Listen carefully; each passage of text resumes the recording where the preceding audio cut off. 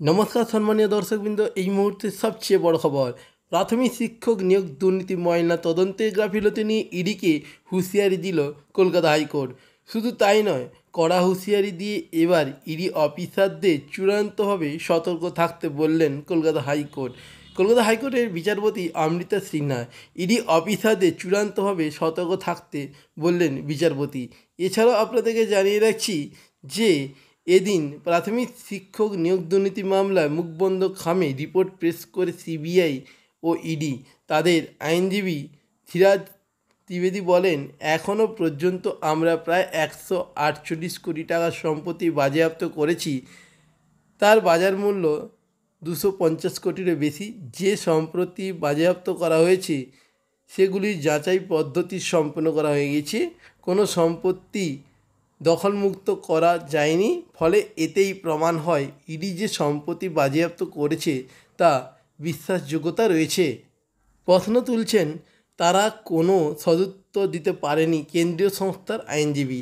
ইডির দাবি, আমরা প্রতিনিয়ত বাধার সম্মুখীন হচ্ছি। যারা গ্রেপ্তার হয়েছেন তারা কেউ এখনও জামিন পাননি।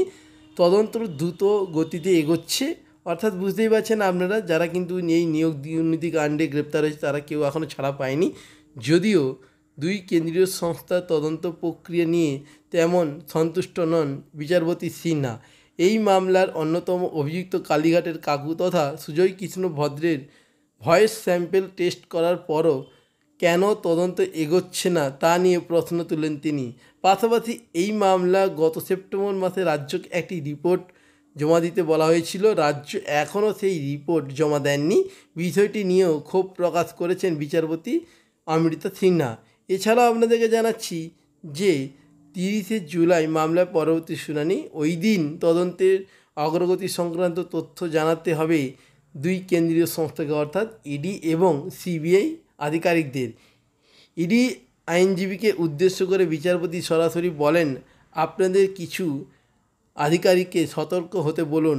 আদালতের কাছেও অনেক তথ্য আসছে, বিশ্বাসযোগ্য সূত্র থেকেই তথ্যগুলি আসছে। আদালত জানতে পেরেছে ওই আধিকারিকদের কাছে অনীহা রয়েছে, অর্থাৎ তারা কিন্তু কারচুপি করছে। কাকে জেরা করা হবে, কাকে জেরা করা হবে না তা নিয়ে বাদ বিচার করা হচ্ছে। ভুল যাবেন না, আদালত নজরদারিতে তদন্ত চলছে। তাই আমরা কাছেও কিছু খবর আসছে, চূড়ান্তভাবে সতর্ক থাকতে বলুন আপনার অফিসারদের।